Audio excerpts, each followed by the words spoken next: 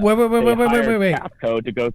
Just repeat that one more time. You said they did a count and they're missing nukes? Oh, yeah. They're missing a lot.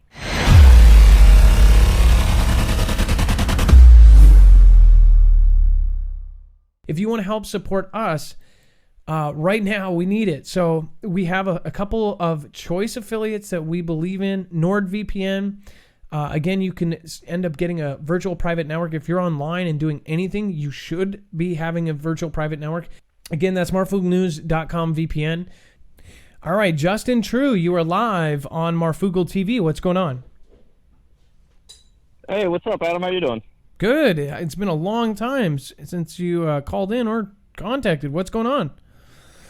Not much. I kind of want to get into this pretty quick so we can get to the other callers. I'm pretty sure you got some of the super chats that I posted up, but to make a long story pretty short, I got some information that's really solid. Everybody, of course, can look into this themselves, but through leaked VA documents, because we all know that the VA sells their information, we found out that in Warren's Air Force Base, and about 3 or 4 months ago, there was not a change of the guard necessarily, but the colonel there, Benetti, was doing a count of their it's the 14th wing, I forget 14th wing, I think, over there. But they're doing a count of the ICBMs with nuclear capable, and they noticed that a bunch of them were missing.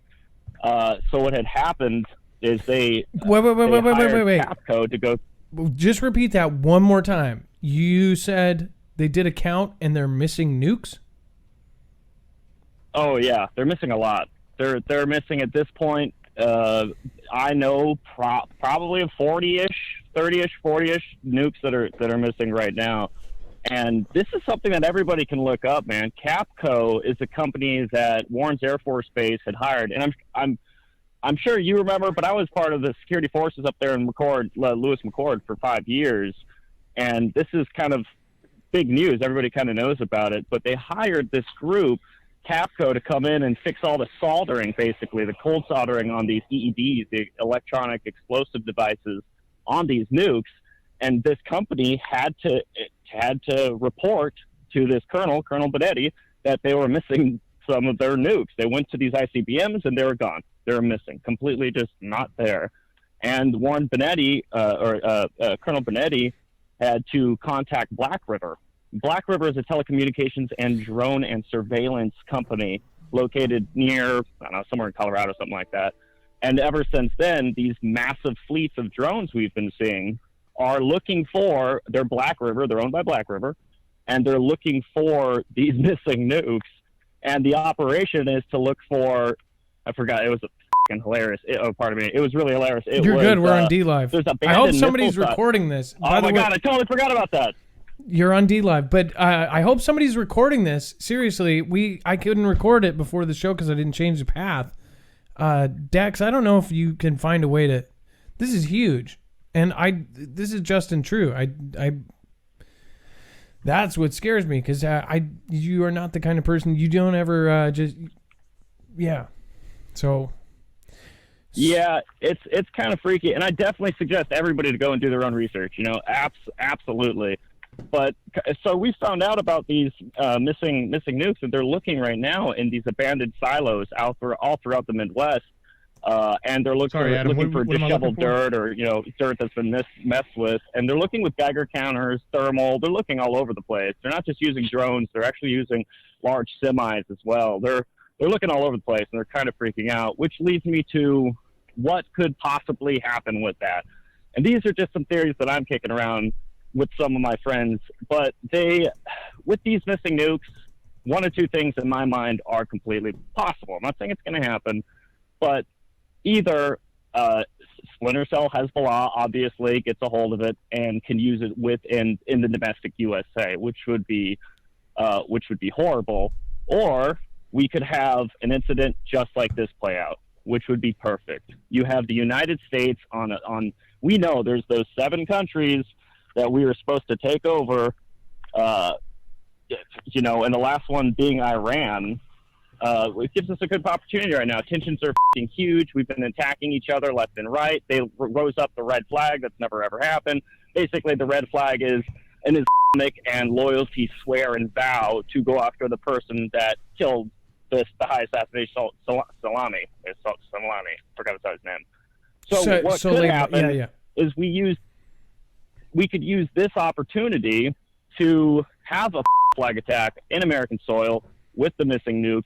Say the nukes went missing, have that as the cover story, and just blow ourselves up. And the reason a lot of people would say that's too much. Why would we nuke ourselves? Well, we saw what happened on September 11th, but the people are so sick and we're fed up with war. I was deployed twice. Almost everybody in my family was deployed. The nation hates it. Patriotism is down. They would need something much bigger than a small attack in order to cause us to just send the Fourth Fleet down the Strait of Hormuz and attack Iran and establish a federal banking system, which is that's what it's all about. We need to get a Fed in there. So they could use this opportunity to absolutely blame it on them. And the reason they would use the nuke is because it would cover our asses if it was a flag scenario, I'm saying. It would cover their asses and not having Iran having any of its allies meddle in the fight. If we were nuked Iran, it would give us, or if we say we were nuked Iran, it would give us leniency. The world would give us leniency and we could attack right away. We wouldn't have to worry about China. We wouldn't have to worry about Russia unless they completely questioned us. But we're really good at flags. You do agree with that? You do agree with me then? I mean, like, do you see it coming? Like, absolutely. I don't know about nukes, but I thought they would have to use mustard gas or phosphorus, white phosphorus, something that is so horrific that the entire world, everybody's against. So then Russia and China can't jump in. I mean, it's like, it's kind of obvious. Absolutely. Yeah, they would have to use some sort of illegal device, whether it be something that goes against Geneva, whether it be chemical, whether it be a gas fire or alternative warfare. But it will definitely happen. But the possibility right now, for me, it kind of narrows it down to, will Iran truly attack us domestically, which I'm not sure they would, but I do not put it past ourselves to attack ourselves domestically. Right now, as we speak, we have an American base in Kenya being attacked. A suicide bomb or a 300-pound bomb ran into the gate, and we have a giant firefight in our hands out of Kenya's Muslim group over there, Shalab. So it's definitely heating up, but it just doesn't. It's anybody's guess to where the attack will come from. I definitely believe it will be either a flag attack on our soil or from them. It's just who goes first. Are we going to do it to ourselves first? I don't think that.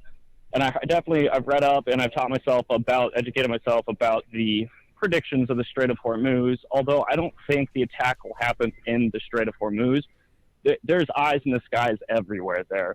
There are more boats and Matson traffic and naval traffic. There's drones. It's massive.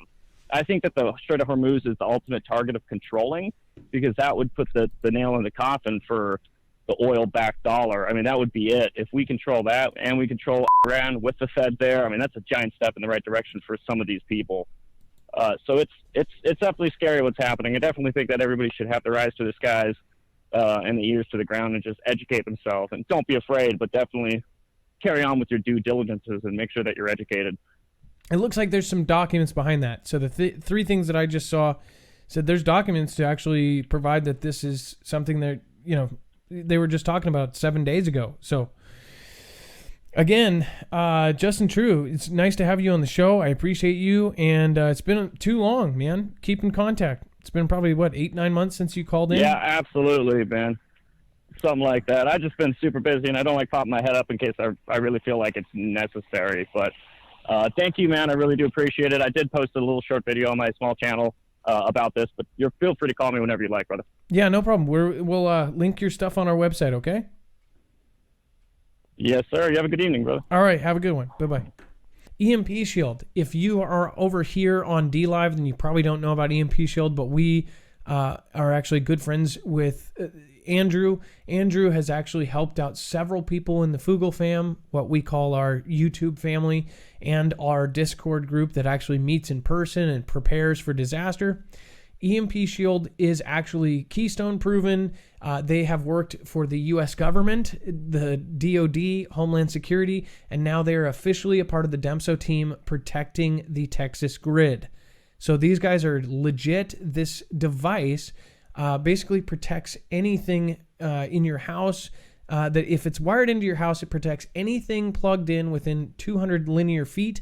So that means, it could be a 3-story house as long as it's within the zone of that. And then again, there's multiple devices. So if your car gets hit with an EMP or a CME, this actually blocks all 3 phases, E1, E2, and E3. This is going to save lives when it comes down to it. So we have no problem being an affiliate with this.